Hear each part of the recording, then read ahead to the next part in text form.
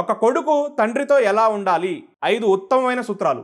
ఈ రోజుల్లో పరిస్థితులు ఎలా ఉన్నాయంటే, కొంతమంది కొడుకులు బాగా సంపాదించగానే, మంచి స్థాయికి వెళ్ళంగానే తండ్రితో ఎలా అంటే అలా మాట్లాడడం, అహంకారం చూపించడం, తండ్రి మీద చేయెత్తడం ఇలాంటి పనులు చేస్తున్నారు. అందుకే ఈ వీడియోలో ఒక కొడుకు తన తండ్రితో ఎలా ఉండాలి, ఎలా మాట్లాడాలి, ఎలా నడుచుకోవాలని 5 సూత్రాలు తెలియజేస్తాను. మొదటిది, తండ్రిని గౌరవించడం. తండ్రి అన్నవాడు మన జీవితానికి మూల స్తంభం.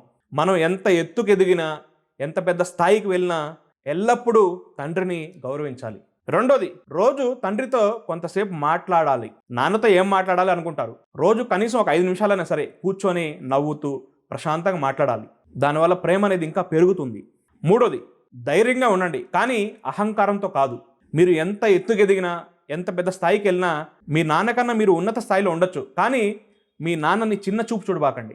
నాలుగోది, వినడం మొదలుపెట్టండి. మనకు ఎన్ని తెలిసినా తండ్రి చెప్పే ఒక మాట మన జీవితాన్ని మార్చగలదు. ఎందుకంటే నాన్న ఎన్నో అనుభవాలు కలిగి ఉంటాడు. ఐదోది, తండ్రికి ప్రేమను చెప్పండి.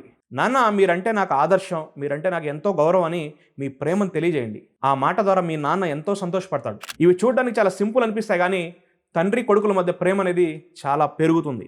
ఇంకేదైనా పాయింట్ మిస్ అయ్యింటే తప్పకుండా కామెంట్ చేయండి. ఈ వీడియోని తప్పకుండా ప్రతి ఒక్క కొడుక్కి షేర్ చేయండి.